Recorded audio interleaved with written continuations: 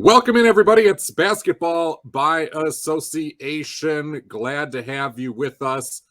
Archie Shea has the week off. He is panhandling somewhere. That was the latest explanation I got, but he should be back next week. He was here with us last week, so we do have proof of life that he is still around, but it's okay. I'm joined in the studio by our good friend Matt Dagostino from TNT, NBATV, Turner Sports, all those great places, NBA.com. You can find his work there. Matt, it is so good to have you back here on Basketball by Association. Thank you. I'm beginning to wonder whether your viewers are going to wonder if Archie and I are the same person, because we are never in the same place at the same time. So this is it's getting more and more suspicious by the week at this point. Plot twist. It's the only thing more suspect than the mustache I'm currently trying to grow. Kaylee, you're welcome. We have a big show today. It's episode 124. We'll name it in a minute. Just want to tease the fact that, yes, we're going to talk about whether it's time to hit the panic button on the Sixers and the Lakers. Everybody's talking about that. We got to chime in on it because it's a really big panic button that could be pressed for those teams. We'll also talk about some of the teams that have jumped out to hot starts, whether those are sustainable. But the main thing, we're going to get into the nitty-gritty, the weeds of the different players and teams that are really jumping out to us, that we're enjoying watching here through the first week and a half of the season.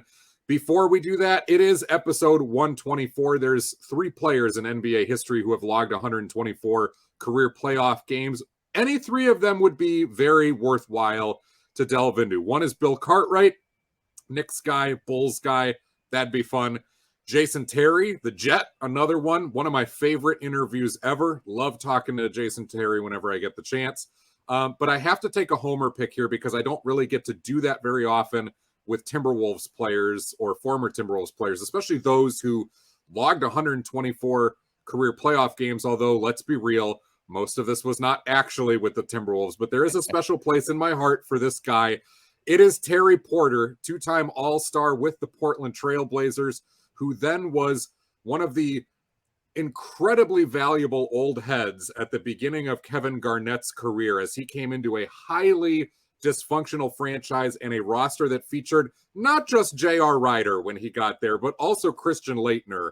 There are so many things that could have derailed young Kevin's career, and he has always been the first to say that Terry Porter, Sam Mitchell, and Doug West set him straight from day one, put him on the path to become the big ticket and the guy that he was. And as a huge KG fan, obviously a huge Wolves fan, I'm thankful for what Terry Porter did. And he was always that steady hand. The numbers did not pop off the page in Minnesota, but he was that steady hand coming in as a backup point guard and a guy who had been around the block. He had been to the NBA Finals a couple of times. He had been an All-Star a couple of times. Never scored 20 points per game, but was close. And I think it's really, really cool that TP is the only player from University of Wisconsin Stevens Point ever in the NBA. So we'll ride with Terry Porter today on this one. Matt, throwing it to you to start with, any players that are jumping out that have maybe caught your eye or that you were, wanting to keep an eye on at the start of the season before the games even began? 2 guys that have caught my eye so far. One, Tyrese Halliburton, who I think we expected some bigger things out of this season. Coming to Indiana, now getting a full off season with them and with Rick Carlisle. And I mean, they're really kind of building around him at this point. And he has been just magnificent, an all around guard. He can do a little bit on the outside. He can get to the bucket. He can rebound. He can pass. He's showing the complete package at this point, albeit for a lackluster Indiana team that's putting up a lot of points, but not eliminating them from going in the basket on the other end, which is a whole different story. But he's been an exciting guy who's, doing a little bit of everything at this point so far. Can I cop to the fact that I think I was wrong about Tyrese Halliburton, because when he was traded by the Kings to Indiana in the Sabonis deal, I thought this is one of the few wise moves I've seen the Kings make in a long time. Not only because I love Sabonis and I love the idea of pairing him with De'Aaron Fox, but because I thought watching Tyrese Halliburton as a rookie that this was a classic guy who was just NBA ready when he got there. And so he looked a lot better as a rookie, but had kind of hit his ceiling. It's kind of the same way I feel about Franz Wagner in Orlando, where it's like, this guy's going to be a solid starter for a long time, and it's great, but he just kind of arrived ahead of schedule. I'm not sure how much upside is left. and Sacramento was selling high on that. I think I was wrong about Tyrese. There's a lot more there than I was giving him credit for. And honestly, I think the trade works out for both teams for what they're looking to do. Indiana wanted to hit the reset button, and now you give the keys to Tyrese, and he's a guy who now has loads of opportunity to do some of the things that he wasn't able to do in Sacramento because De'Aaron Fox was there, and there was a little bit of multiplicity there with their skill sets. And for Sacramento, they were looking to start competing now. You get Mike Brown in there in the offseason, which kind of further escalates that for them, trying to get into the playoffs for the first time in a long time. And so Sabonis certainly helps that. But going back to when Tyrese Halliburton was drafted, there was talk of him maybe getting drafted 4th by Chicago at that point. They ended up going with Patrick Williams, but he was a guy who a lot of people thought may go even higher in the draft than he went. So, that kind of hints at there was a little bit more to him than he had been able to show to this point in the, in his career. But I think it's a good fit. I think Rick Carlisle will be able to get the best out of him. And as they try to figure out which direction they're going and who they're going there with, I think Halliburton's definitely a very solid piece for them to build around. And not to make this an Indiana Pacers-centric show, because yuck, why would we do that? I got to hand it to them that I am intrigued by the future of the backcourt there. Indiana, for the last couple of go-rounds, dating back to Malcolm Brogdon and Victor Oladipo, has been trying to build a large physical backcourt of guys that are a little bit interchangeable. And now Chris Duarte, who was there last year and really started out hot and then cooled off, I think, as the scouting report caught up to him.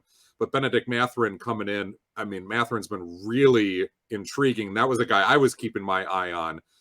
Both him and Duarte can score in different ways. Both of them are kind of long, rangy guards. Tyrese Halliburton is the same way, and I got to admit, I am intrigued by what they do there. I think Mathurin turns into the starter, or maybe Duarte is the spot starter, and Mathurin plays the bulk of the minutes. But there could be something brewing there in Indiana, and maybe this group will stay healthier than the last iteration they tried. Yeah, and they've got somebody there with Rick Carlisle back. I think they, have a long-term plan with him in place there. So I think, the direction the team goes will be something that's more sustainable for them as they try to figure out what they want to become in the next couple of years. So I've got one name I'll throw out. Actually, I've got a whole bunch of names. We'll kind of go back and forth between ours.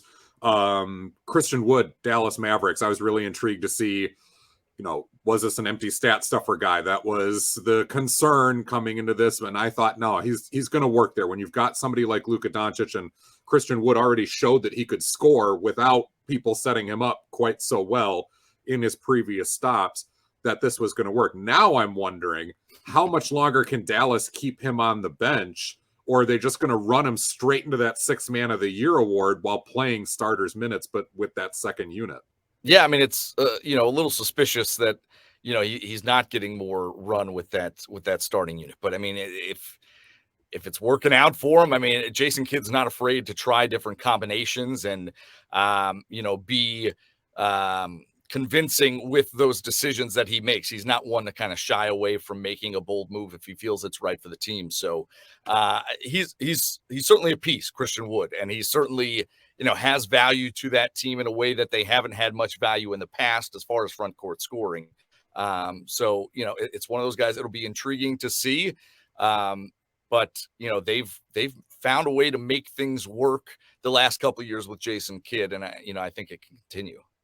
Even if he is an empty basket getter, the Dallas Mavericks actually need that, right? Somebody else has to be putting the ball in the hoop at a 20-point per game clip beyond just Luka. They've got lots of guys who can get you 10 to 12, maybe 15 on a decent night, but nobody that you could count on to get those buckets. So they seem fairly well built to insulate around the weaknesses that Christian Wood has and able to accelerate the strengths that he does. And plus they got him for a song, from Houston. So, well, and another guy that kind of fits that mold of just go get buckets. We don't care if you don't really provide a whole ton elsewhere. Tim Hardaway Jr., who, they were effusive in their praise of, we didn't have him at the end of last season. We're going to get him back. And that's like getting another free agent signing or another trade in the off season where, sure, he can get you 18 to 20 on certain nights.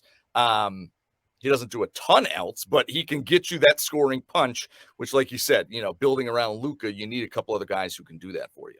Who else you got your eyes on here so far in the season? It's a guy that it's a bit of a sore spot being a Bulls fan. Lauri Markkanen. You know, he goes from Cleveland to Utah, and I'm sure we're going to talk about the Jazz in a little bit as well. He was on my list too. Markkanen is on my list too. I mean, he's a guy who right now is getting them like 20 and 10 a game. Obviously, it's just a couple weeks into it, even less than that. But he's a guy who had 20 and 10 potential. When you look at him and you put on your rose-colored glasses, you can see a 20 and 10 player, a guy who's 7 foot, can shoot the three, isn't necessarily afraid to get down there and get the rebounds. And he never quite could get there and stay healthy enough in Chicago. And then he goes to Cleveland last year and they play that unorthodox 3 7-footer lineup, and he's on the wing for them. And, you know, he was a little bit further down on the depth chart in terms of offensive weapons for them last year. But now he goes to Utah and it's go at it, like go get you what you can. And he's showing the potential that, you know, Chicago thought they could get out of him when they drafted him 7th a couple years ago. And he's shown me, I've seen a couple of Utah Jazz games, including the overtime game they had beating my Timberwolves. He's shown a lot of ruggedness that I did not necessarily see. And he is back on a front line where he's essentially the small forward, and it's not 3 7-footers, but Kelly Olynyk is 7 feet. And Jared Vanderbilt is a big who's going to play right under the basket. So it seems to be a little bit more mobile, fluid version of what he was doing in Cleveland. And it is speaking to his strength. And Utah, I've been on a couple of shows already this past week. Like, I don't know how sustainable this is. I don't know how sustainable Danny Ainge wants this to be. And we'll talk about them in a little bit. But you got a roster that's actually 11, maybe even 12 deep of guys that are hungry and flying all around. And it's a tribute to what they're doing. I did have Markkanen on my list. I'll give you one from your Chicago Bulls. Ayo Dosunmu was a guy I was keeping my eye on because of the large role that was going to be put in his lap. He had to do some of that last year, but this year it was going to be official as the starting point guard. I want to gauge your interest on this and whether I'm crazy. Is there really a possibility that Dosunmu could be so good that it makes the Bulls go, actually, we don't need to wait for Lonzo Ball anymore, and Ball may not be part of our future? And that would pain me if that was true, because I really, really, really like the idea of Lonzo Ball and Zach LaVine in the backcourt together. Again, 2 big guards, but this time they do very, very different things that complement each other. Yeah, I mean, I'll pump the brakes a little bit on that. I mean, I still think Lonzo is integral. If you saw the first half of last season with Chicago, he's so central to what they do and what they want to do as far as getting out and running. His vision is matched by very few in the league. And defensively, he is a tall, long point guard who can defend and wants to defend. So there's definitely some similarities between him and Dosunmu, but Dosunmu was a guy you were talking about, guys who were college ready, you know, out of college, Chris Duarte being one of them. Dosunmu was that guy for me. I was surprised that he fell to the 2nd round when he got drafted. He was great at Illinois. He was a scorer. He could do a little bit of facilitating. He could do a little bit of the dirty work. And I was pleasantly surprised as a Bulls fan when he fell to them. So between he, Caruso, and Lonzo, I think they've got a lot of versatility in their backcourt when Lonzo is healthy. And Dosunmu, you know, I think can be a great bench piece. I think the longer Lonzo stays out, you know, we may see Dosunmu come back to the mean a little bit on it, but I don't think that's a discredit to him in the least bit. I think his ceiling is a little bit lower, but his floor is pretty high, if that makes sense. I think it's fairly comparable to Duarte coming out of Oregon. Yeah, absolutely. Who else you got your eye on? You know, for the wrong reasons, Ben Simmons. You know, it's been a mystery getting back to it. Now, I will say this. Watching him speak to the media after games, he's smiling. He's joking. He says he feels decent. You know, he says it's going to take a while to get back into game mode after not playing for so long. But if you watched him in Philadelphia, he looked grumpy. He looked down. Yeah. And you see some of the reports about the mental health stuff last year, and seeing a difference between previously with Philly and now, I think that's a great positive for him. Now the results on the court have got to start showing. He fouled out again last night. That's twice now already this season. And defense is supposed to be his calling card, that even if he doesn't shoot, he can still provide that at an all-NBA level. And that hasn't been there for him. So as I just saw today, he has yet to register a steal or a block through these first 3-4 games. And I think he's got more fouls than points, if I'm not mistaken. So that's not a great stat line. You expect it to get better. You expect it to take some time, but I do see some positive steps in that he's just smiling and seems like he's happy to be back playing, which can go a long ways in terms of future performance. And I was among the eye rollers through the whole saga in Philadelphia, and as it seemed like there was one excuse after another of not getting on the court. But I will say this, good for him. Good for him to be able to, like you said, be happy, to be back, to be healthy. Was never rooting against him. It was more just like, hey, what is going on here? But yeah, I'm hoping that he's able to turn around. The next guy on my list, I'll throw two out there. I'm hoping hard for these two. I think one is further along than the other. One's Jamal Murray in Denver. We knew there was going to be some rust. There is absolutely some rust. The shooting is not there. The facilitating is not there. Jamal Murray was never really plus defender. You were feeling good if he was a neutral defender on any given night. So there's a lot there. Denver, of course, is much healthier and deeper this year than they were last season, maybe even in the last couple seasons. So they are built right now, insulated to try to bring him back. But let's be real. The Denver Nuggets do not have a championship ceiling unless Jamal Murray gets back to fringe all-star Jamal Murray at best. Do you agree or disagree with that? I don't think they can go much further. Yeah, I mean, a lot is riding on him and Michael Porter Jr. this season for Denver. I mean, two pieces that if they come back to full strength are huge pieces for them. Porter Jr. can do things that, a lot of people his size cannot do. And Jamal Murray, like you said, maybe not a prototypical point guard, but a heck of a scorer when he's going. And it seems to all fit well around Nikola Jokic, which I think is the big key for that team. So, I mean, it's shaking the cobwebs out a little bit for both of those guys, just as it is for Ben Simmons and a lot of these guys coming off of injury last year. But if they get back to form, Denver is pretty dangerous. Sure.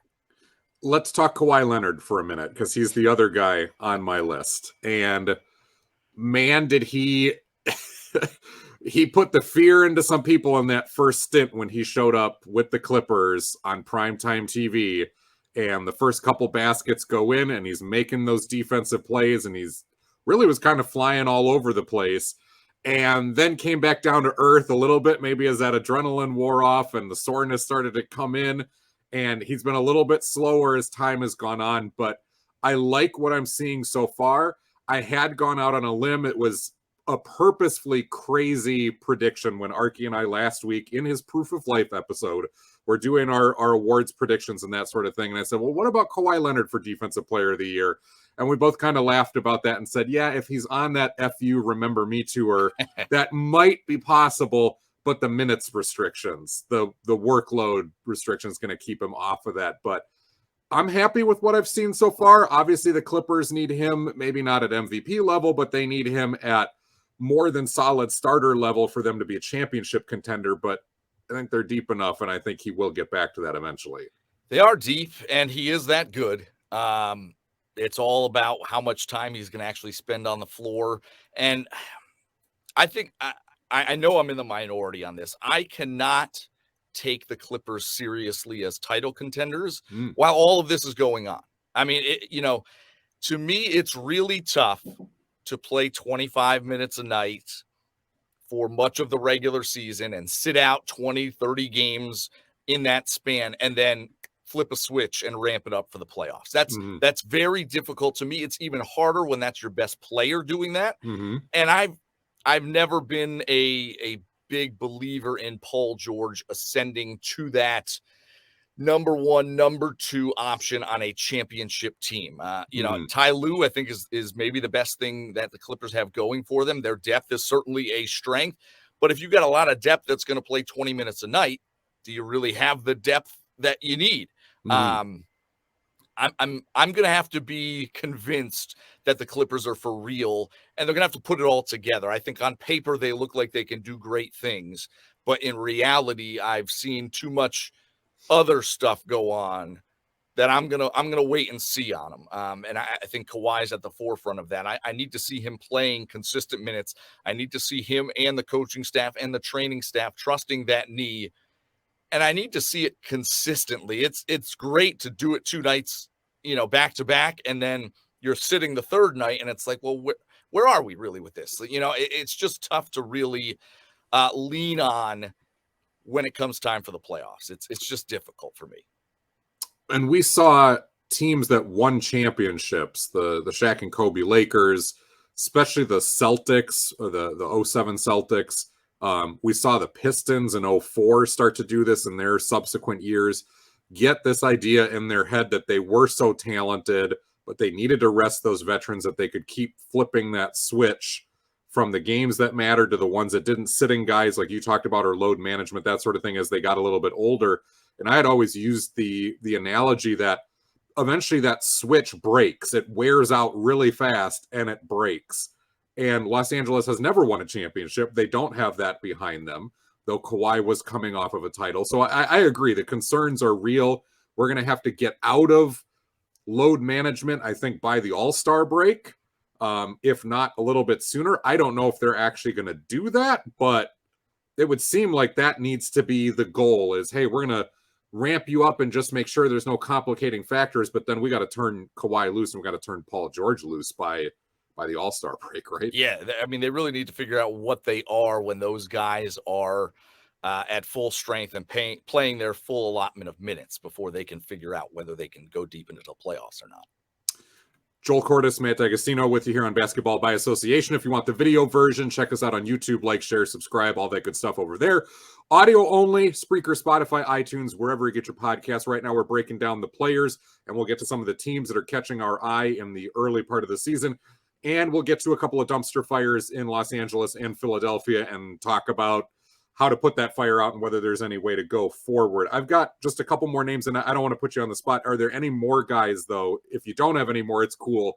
I have just a couple more quick ones that I was going to throw. Yeah, there's 2 more that come to mind. One, I was very interested to see how Damian Lillard would return this season, and he's already got a couple of 40-point games under his belt. So I think the early results are pretty good for him. And then a guy who is already really, really good and seems to be taking it to another level, Jason Tatum, to me, is just, putting himself front and center in an MVP conversation at some point this season where, let's face it, it was a tumultuous offseason for the Celtics, and they really could use a guy like him to kind of assert himself and, tell the rest of his team and his coach for this year at least, like, I got you guys. Like, I'm going to go out and do what's necessary to make sure there's no fall off from what we did last season and that we can be considered true title contenders. So he has really asserted himself as the guy for the Celtics and kind of moving him into that MVP conversation. Couple of guys who I have no question that they're very talented players, but fit was going to be a question for me. And speaking of the Blazers, it was Anthony Simons, who I just wanted to know, how does he fit in the starting lineup with mega minutes next to Damian Lillard? We saw that CJ McCollum, where Simons is a very different player than McCollum, and the starting lineup is much, much different. So far, so good. We'll talk about the Blazers overall, but I think a lot of those questions are being answered, and maybe the fact that Simons is that much different than McCollum, and that's no shade on CJ, who's been fantastic in New Orleans, but having that different look, that different type of player actually winds up being a plus. The other guy was Jalen Brunson in New York, who I know Archie will want to wax poetic on for quite some time, but there was the major concern with me in that it's a starting lineup that just has some good players, but how it all is supposed to fit together on a Tom Thibodeau team, I wasn't quite sure. And when you have Jalen Brunson, a guy whose best work is done backing people down, old school Mark Jackson style, how does that work on a team where RJ Barrett wants to get right to the basket and Julius Randle does his best work moving downhill towards the bucket? Again, so far it seems to be working enough, and Brunson is able to hit outside shots. I don't know if you have any thoughts on either of those players, but it's not a disaster, and you're always concerned when the Knicks sign a player who looked really, really, really good for one season and they hand that guy mega money and a starting job. This doesn't look like that type of Knicks disaster, at least. No, and Brunson is not turning the ball over, which is paramount. You're right. There's really good pieces in there. I don't know how they fit. I don't know how they fit just as much as I don't know how Tom Thibodeau's beard fits in the whole scheme of things. But they're good. They're solid. I don't think they're spectacular. Mm-hmm. And Anthony Simons, they paid him a lot of money. I do think he does some things that McCollum, getting up there in years and was a little bit more limited athletically than Simons is. Simons is, can jump. He can get out there and go. I think it's a good move to get him back in there. And like you said, I think he can do a lot of the things that CJ did while he was in Portland. I think that veteran moxie and know-how is something that McCollum certainly possessed that Simons is going to have to grow into. Simons, for sure, because of his ability to run the point guard, is the insurance policy on Damian Lillard if they have to blow things up and move on as well. 4 players, these are going to go real quick fashion, that I'm keeping my eye on going forward because they have caught my eye, and I want to see what these guys do. I think Dark Horse 6th Man of the Year candidates in New York with Emmanuel Quickley and in Minnesota with Jalen Noel. There's a lot of points being put up by those guys if they get the minutes. I think the minutes are going to be there. One-dimensional scorers, sure. But really, really, really good one-dimensional scorers, yes. Keep them on your radar. And then 2 guys that Archie actually clued me into. This was in the draft, and I'm not a guy who watches a lot of college basketball. And he said, just keep an eye on these kind of next-generation shot blockers in the NBA. Walker Kessler from Utah, who I've seen some of, and he reminds me so much of Jared Allen, and that ability, that fearlessness to just meet people and wall up at the rim. Really intrigued there. And then Christian Koloko from Toronto. Different type of shot blocker, kind of the weak side DeAndre Jordan, shot blocker who's just hunting behind the back line and is waiting for that shot to go up and take that out. I've really liked what I've seen. Obviously, both are raw. They've got a lot of learning left to do at the NBA level. But I think the numbers, the block per minute numbers are going to be off the charts for these two.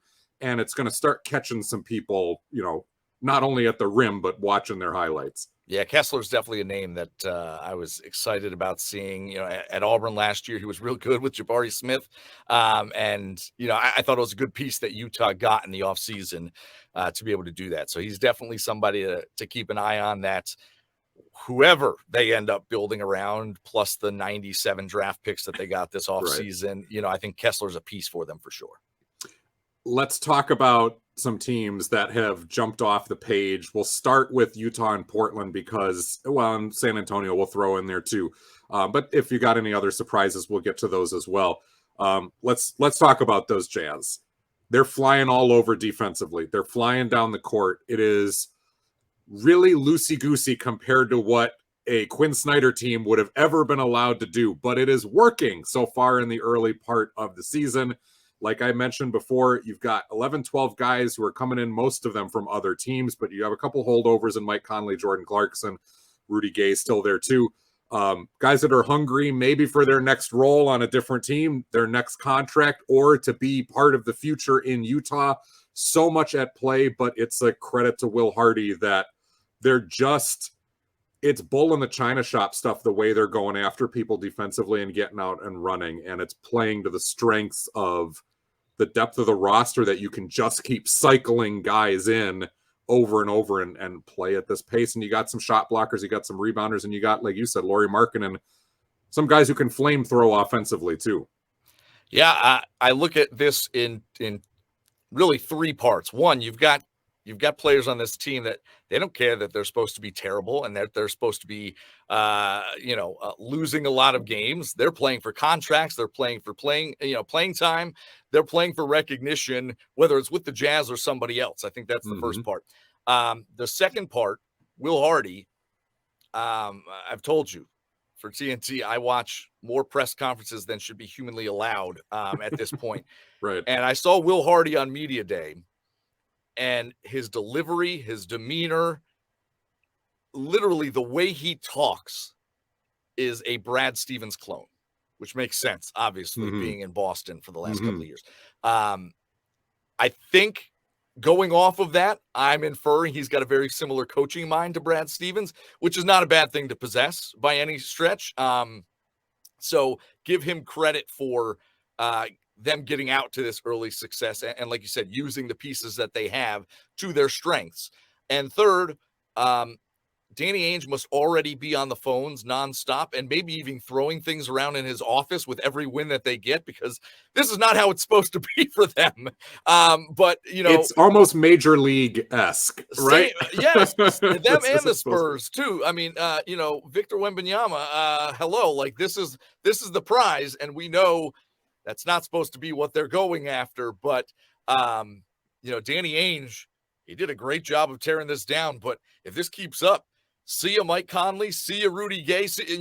Get rid of the veterans. Jordan Clarkson's gone. Jordan Clarkson too. I mean, it's a funny way to look at things, but certainly they were not supposed to be doing this at this point. And give credit to the players and the coaching staff.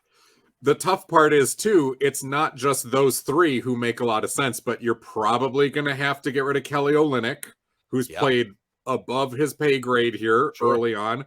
Malik Beasley is considered a veteran at this point, and you got a couple of guys who are really just on the verge of veteran status, but you kind of already know what you're getting with them. And Jared Vanderbilt, Talon Horton-Tucker is a little bit of a wild card still, but I think a lot of teams would look at him and go, yep, depth wing, let's get him in here. He's been on the Lakers. He's been through that show before.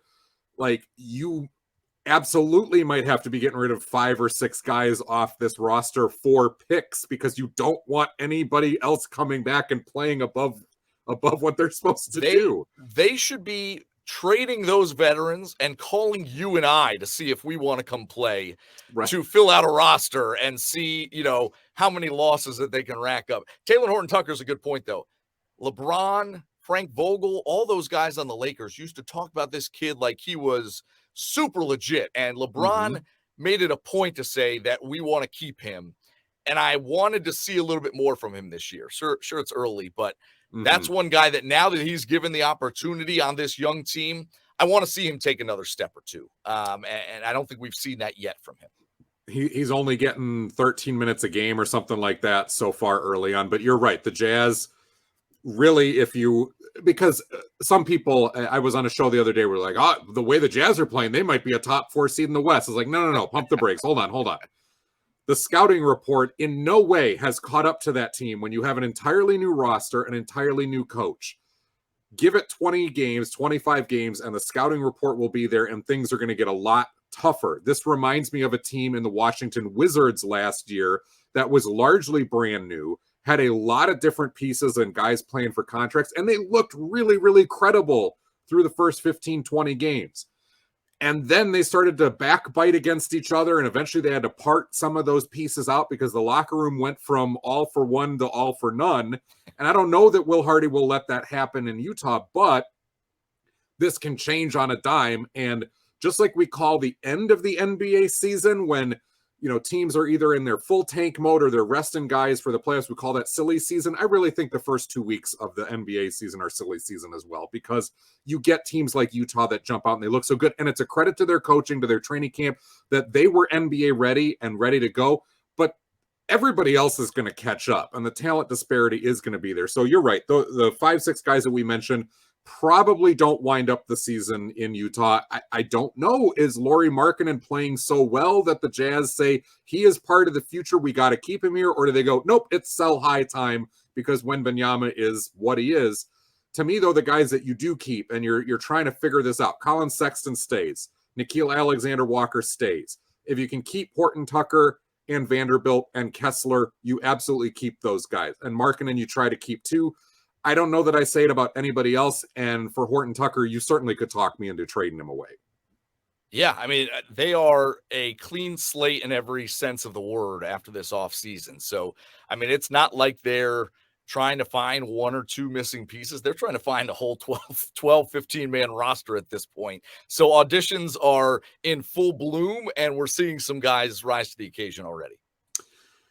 The Portland Trailblazers are also off to a great start. In fact, I think I saw it's their best start since 1999, which, if you're old enough to remember, folks, that was a really, really, really stacked, really good Portland Trailblazers team. Go back and look them up if you're not familiar with them.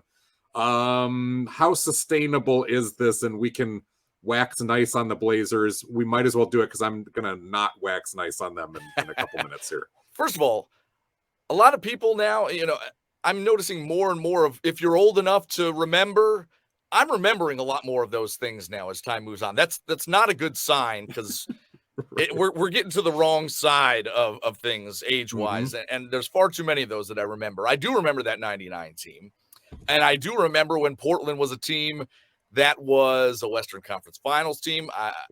Damian Lillard, CJ McCollum. I think it's a nice team.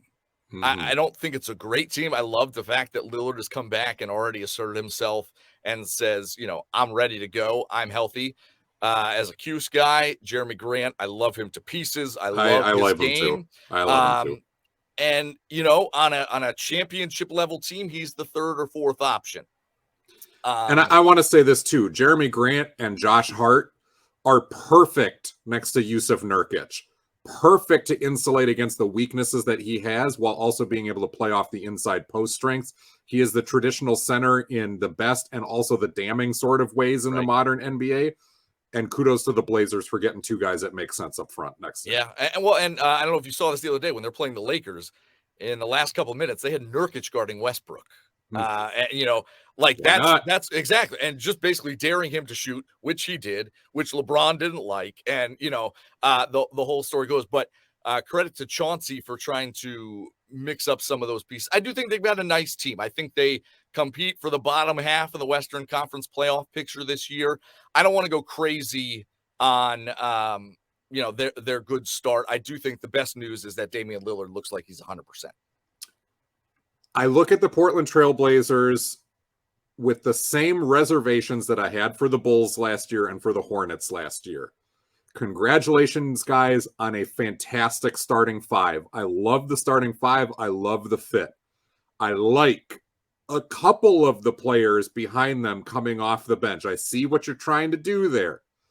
But you have a team of 7.5 credible NBA options right now. And the first time that one of your major pieces gets hurt, you are in a world of trouble. And when you have two major injuries or three, it's over. And we saw that kind of happen as the Bulls and the Hornets lost their steam last year because they had to rely so heavily on their top flight guys. They did not have the depth behind them. The same thing happened to the Cavs. I didn't really give the Cavs even that much respect in the preseason last year because I did not think that was going to work, and I was flat out wrong. Portland, I mean, let's be real here. Lillard is coming off a major injury and is a trade target. Nurkic has an injury history. Jeremy Grant has an injury history. We're rolling the dice here on the classic good team at the beginning of the season that is not going to be sustainable because you're going to have to lean so hard on these guys anyway to be as good as they are. And that's going to lead to those breakdowns that they are not prepared for in Portland. Yeah, I mean, it used to be that they were super deep, but, a lot of those wing players, the Mo Harklesses, the Al-Farouq Aminus, couldn't really take the next step to solidify their position. So it was kind of like a hodgepodge and riding the hot hand given a certain night. And you're right, the depth is kind of lacking there now. Again, I don't know how sustainable it is. I would have hit the reset button on the whole thing a couple years ago, and they halfway went there with McCollum last year. I would have traded Lillard by now, if I'm being honest. Same. It just feels like that's a team that's going to be in purgatory for a couple of years until they really choose one way or the other. I will say I respect Damian Lillard the same way I respect Brad Beal for saying, I want to be here, I want to do this long term. And in a way, those guys have earned that right and then some to be able to say that. And if the team stays in purgatory and continues to try to do whatever they can to build around them, there's something honorable about that in the modern NBA too, and that's cool. But they're gonna go down in history with the Charles Barkleys and the Reggie Millers and the Karl Malones, and maybe that that's cool too. Like as the really good multi-time All-Stars who maybe Hall of Famers who didn't get their ring. Sure. That's where this is tracking to. One other team that we got to throw in here real quick, and then we'll get to any others that you want to mention. The San Antonio Spurs, they did some not very nice things to the Minnesota Timberwolves last night, and they've done some not very nice things to multiple teams who, like everyone else, myself included, went, yep, this is Team Tank. This is the team that is going for Victor Wembanyama. Can we just start calling him the VW because that works a lot better for me? It'll be fine. That's an easy schedule win for us. It has not been because the San Antonio Spurs are flying all over the place. They're canning shots and starting to see a few players come out of that group where you go, they look a little bit further along than I thought. And I actually don't want to play them again. I don't want to see them until they start resting people because they realize they are trying to tank. Yeah, to me, Keldon Johnson was the guy who was going to be the next DeJounte Murray. I kind of expected him to take that leap. He took a pretty good leap last year to 17 points a game. I expect him to be in the 20s this year because Murray is gone, and now he's kind of the de facto number one option. The guy that I did not see taking quite the step that has, Devin Vassell, I think has been a really good story for them. And honestly, I don't know a whole lot about the kid. And honestly, I don't watch a ton of Spurs basketball. It's the Spurs. Even when they were winning championships, they were boring. So, now that they don't really have anybody, I'm even less inclined to watch them. Here's what's crazy, though, about the Spurs and all the different eras and pops. Oh, my team's going to lead the league in threes. Oh, we're going to be at the bottom in threes. They're leading the league in pace right now. Pop's team is leading the league in pace. And they're flying down the court. I mean, they just ran the Wolves out of their own building on the second night of a back-to-back is what was going on there. So I'll give that credit to Pop. And I did not see a boring team last night in all the wrong ways being the opponent, but I probably will try to tune into a Spurs game again just to see what's going on. Keldon Johnson, I'm glad you brought him up. I wanted to throw this out, and this is, again, another one of those if you're old enough to remember type of things. I look at Keldon Johnson and I see young Glenn Big Dog Robinson. I see the same type of undersized scorer, kind of beefy, can score from that mid-range, but really wants to get to the basket and try to muscle people. It's not going to do a whole lot on the defensive end, not necessarily a great rebounder, but man, as a 3-level scorer, he's tough. And one thing that I want to dive deeper into at some point when I've got some free time, he's another guy that went to Kentucky. Another guy that, wasn't drafted at the top. We know Karl Anthony Towns and we know Anthony Davis, number one picks. But you look at the guys that have been through Kentucky the last 10, 12 years, they get drafted in the middle of that first round and end up being so much better than we think. Devin Booker got drafted lower than I thought he would. And look what he's turned into. Jamal Murray, who you mentioned earlier, was a guy who wasn't a top 5 pick. And he's been great. Tyler Hero wins 6th Man of the Year. Keldon Johnson is the next guy. And I know I'm forgetting some other guys that you look back and you're like, now they're not winning championships at Kentucky, but Calipari's doing something right in the development of these guys. Say what you want about whether you like him or not. He's doing these guys a pretty good service to get them ready for the league. And now in years 2, 3, 4, they're starting to blossom into really, really good players for them. So it's interesting to see what they've been able to do, these guys who go to Kentucky for 1 year and come out. But getting back to the Spurs, like you mentioned, this is a team that had Tim Duncan. They were not flying up and down the court like you're talking about. They were plotting, they were tossing it into the post and letting Duncan go to work forever. And that's why Pop is Pop. He's willing to change things on a dime, just depending on the personnel that he's got. They're another team that you look at them, and unlike Utah, I don't even know who you trade. I mean, Jakob Poeltl's the one prime candidate to get traded. For sure. Josh Richardson after him. Josh Richardson, Doug McDermott, who they're all right. Pirtle's a bona fide center, but I don't even know, like, I don't see the guys that you can unload off of this roster. These are all young guys doing it for San Antonio right now. One other guy that I want to give an honorable mention to, he looked pretty lousy through the first few games, but last night you saw what the Spurs see. Jeremy Sohan, first of all, as an old school NBA fan, I love that he's wearing number 10. It's Rodman's old number, and he was wearing the silver Rodman hair last night. That was so fun and so bouncy, running up and down the floor. He was so disruptive at the top of their zone defense. Got a couple of steals, got a ton of deflections, just really helped wall up with the long arms, and then getting down the court, put a body on some people with a few alley-oops, and you saw what's there. And what I really love too is here as a rookie, he's playing with this nasty edge. He was cheering on his teammates when the Wolves fans started booing because the Wolves were down by 30 at one point before they came back. He was getting everybody in the arena to pour that onto him, and just kind of an edginess that you don't normally see from Spurs players. And the other young guys were kind of feeding off of that too. And it's like, that's an interesting dynamic to have there, and for the Spurs to embrace by sticking him, a rookie, in the starting lineup.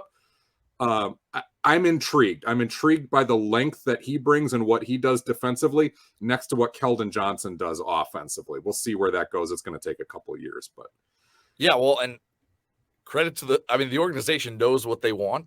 They will draft guys that people are saying, why are you taking him here? And he's one of those guys for them this year. And, they know what they're looking for, and they know how to get that out of those players. They've done a fair job of drafting over the years, I think, with, finding some guys who Tony Parker, Manu, like you can't even pronounce the guy's name. And then he's a Hall of Famer by the end of it. You're like, just trust the Spurs at this point. I think they know what they're doing. I would agree. Before we get to the dumpster fires, and those are coming up as Matt Dagostino joins me, Joel Cordes, here on Basketball by Association. If you want the video version, check out YouTube, like, share, subscribe over there. If you want the audio-only version, it's Spreaker, Spotify, iTunes, any other teams that get honorable mentions for you, or where maybe not quite honorable, but you're like, they'll be fine. I really like what they got. I'm going to ask you about your Timberwolves, because I think they'll be fine. They've got a ton of talent. But sorting things out, Gobert has a great debut for them. But I think Towns has been underwhelming to this point. Anthony Edwards has been inconsistent. He goes for 31 game. Did he have 9 last night, I think, against the Spurs? Give me your read, because I haven't watched much of them this season, and I think they'll be fine. But how long is it going to take for these guys to kind of figure out their new roles? There's the good news and the bad news with that. The good news is I think they figure out the scheme side of things in the first 20 games here. You can see that it's there. Karl Anthony Towns is getting double teamed. They've had 4 opponents. Every opponent has double teamed him every single time he's had the ball. And he is making really nice reads out of that, out of the high post, the mid post, or even face ups. It's taking away from his scoring numbers, and that's why they're depleted. And he's having to wrap his head around the fact that he's needing to be a distributor. But he talked about that. The one flip side of that is there are still those possessions where he decides, nope, it is my time to score now, and puts his head down and goes into those stupid offensive fouls that have plagued him his entire career.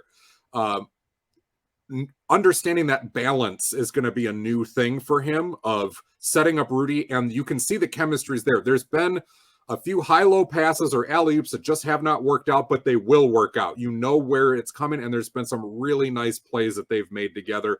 I think offensively, it can fit. A lot of it just hinges around Towns, who we got to remember is coming back from not playing much of preseason, was really ill. That'll come. Anthony Edwards, I think, is also trying to figure out how he fits and where the spaces to score are. The scouting report on him also caught up just a little bit in that when he puts his head down, he's going straight to the basket. He is not going to dish the ball. He is going to figure out how to score, and the Euro step is great. The power is great, but teams are walling him up with 2 and 3 defenders, and he has not recognized that yet. He's got a fantastic pull-up jumper. He's just got to use that and see what's in front of him. So I think those things, and the fact that there's so much usable depth, it's going to come. The part that worries me slightly, and they're gonna need their light bulb moment. they've shown up in these games against 4 inferior opponents with a little bit of the too cool for school vibe of, hey, we've got a really good roster. We want to be great. We're going to be good. And the Thunder twice, Utah once, San Antonio once have all just been hungrier than them. And the Wolves, just way too much talent for the Thunder to overcome, but not enough for San Antonio or Utah. That concerns me. Are they going to be one of those teams that just gets up for the really big games and then shows us and we're all blown away by what they got, but then keeps losing these games they shouldn't? I'm a little concerned there, and that's where you look around the bench and you go, Patrick Beverley never would have allowed that to happen last year. Not once. Guys, don't go back into this, because Towns, he's got too much of that vibe of too cool for school and, hey, I'm talented and that's enough. And you can see it in the fact that, like, he hasn't cleaned up the offensive foul problem through the 7-8 years of his career. Like, there's no excuse for it anymore. What are you doing? Yeah, you look to me, Towns, Russell, Edwards all have a little bit of that too cool for school vibe. I think that's very well put by you. And to me, Gobert, for all of the individual awards and accolades he's received on the defensive end, you know, he's been a part of teams that have underachieved based on what they, you know, thought they could do. And we saw it last year when Minnesota looked like they had won the title when they get into the playoffs. And I think there's a lot of that where I think they're running before they can walking a little bit. And I'm a little apprehensive seeing things now. I mean, they have the talent for sure, but do they have it up here to kind of get the best out of that talent together, to where it's not a let me get mine and then you can get yours, and they can all kind of play nice together? This will work as the perfect segue. There is a part of me now, even though I thought that they were going to be better than last year, and I'm actually encouraged by what I've seen despite the shooting, there is a part of me that hopes the Lakers are absolutely abysmal to the point that Minnesota tries to trade for Beverley back at the All-Star deadline and go, come on back, buddy. We need you for a run and to shape things up. So let's talk about the Los Angeles Lakers and what's going on here. I'm going to start with the positive, and then we'll get into. Does that mean it's my turn? Not working. Does it mean it's my turn already? If you're going to talk about positives, okay. Yeah. I am encouraged by the fact that they're playing much more inspired defense and much more credible defense than last year, where they were physically incapable of it and they could not stop dribble penetration. They had so many problems on the boards, and I'm seeing a legit effort, and they have hung with some pretty good teams through these early games, and there might be something there that you can build off of, but that's as far as I can go. Your turn. Yeah, you did more with less than I thought you could do, so that was good by you. To me, Darvin Ham, I think, is trying to set the right tone, so I'll give them credit for that. But you just look at the rest of that roster, and Anthony Davis is, to me, a ghost of what he should be by now, what he could be by now, and what he was a couple of years ago. And that's a big problem because, you know, he's the next generation of this Lakers stardom as it currently sits. And he wasn't able to lead a team in New Orleans. I don't see any improvement in that regard now that he's been on the Lakers for a few years. And the rest of the roster is just not great around him. I'm watching him play last week, and a guy who's more known for his football namesake, Matt Ryan, is shooting threes. And I'm like, where'd this guy come from?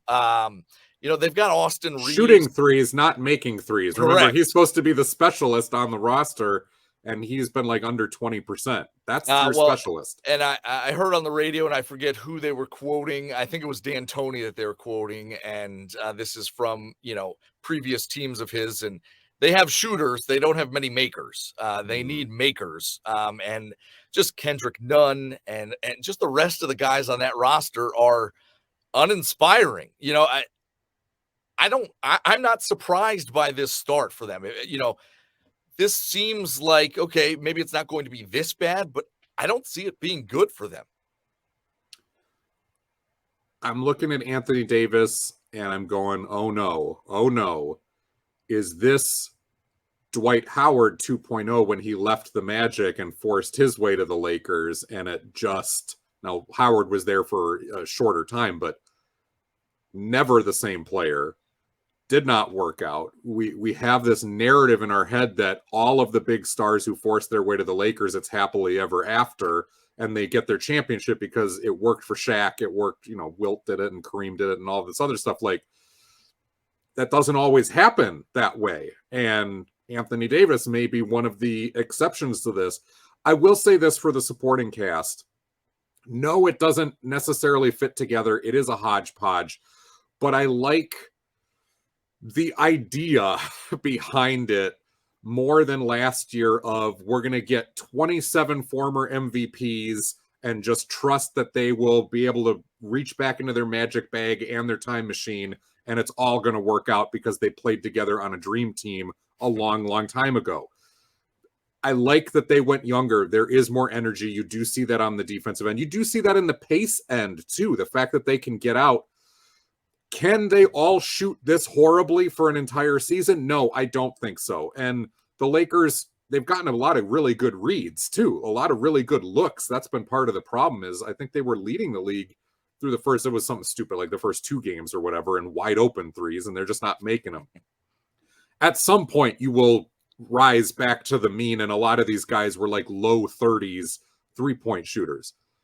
That actually could make a world of difference if you get them back into the low 30s on these good looks. And are the spotlight's just a little too bright playing next to LeBron, being there in the crypto arena, Staples Center, whatever it is, like in that crowd and what's going on here, I don't know. But if you get Nunn and Reeves, and yes, even Matt Ryan and Lonnie Walker and Juan Toscano Anderson, you get all those guys back up into the 30s, which is what they've typically shot.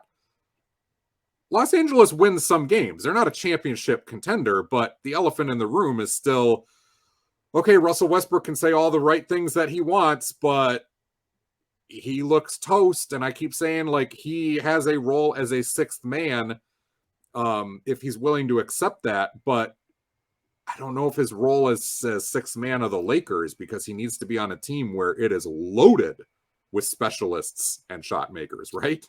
Yeah, I mean, it's just to me, it's just a mess. And, you look back at the Anthony Davis trade now and you're like, wow, like, yeah, the Lakers got a title and maybe that's enough to justify doing it. But right, because LeBron needed it now. He couldn't wait. LeBron needed it now. Well, and Anthony Davis needed it for himself too. Like he was out of there.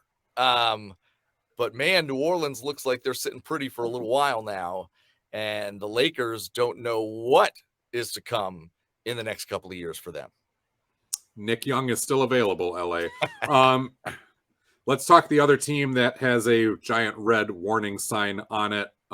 This is a team that I picked to make the NBA Finals against the Warriors and to win the Eastern Conference is the Philadelphia 76ers. And I made that prediction before the season started because I thought this is the best roster that Joel Embiid has had. And no, I don't love the PJ Tucker signing, especially at that price. But overall, the number of options and the number of different guys that do different things and fit together, and the fact that James Harden was in shape, saying all the right things, his head seemed to be in the right place this year, said this is the year to do it. They've got it.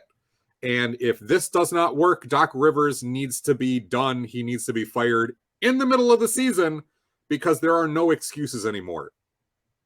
Now I don't know if it's Doc Rivers' problem or not, because things are not fitting together quite the way they were. And we're getting the kind of maybe justification / excuse stories about, well, Joel Embiid actually wasn't really healthy in the preseason and his conditioning's not there, and this, that, and the other thing is going on. And I don't know what to make of Philadelphia anymore, but I feel really wrong, especially because Boston is starting out so hot again. Stick to your guns a little bit. I don't think it's as doom and gloom as the early season suggests. Unlike the Lakers, I do think the pieces on this team fit really well together. And to me, it's been great to see James Harden get back to a 30-point scorer. Mm-hmm. The way he had been for Brooklyn and for Philly last year, I think it's going to take some adjusting. I don't think he needs to be the 30-point scorer, but I also don't think he can be the 20-point scorer. I think he's got to find that happy medium where he's scoring 25 or so, but still getting the teammates involved.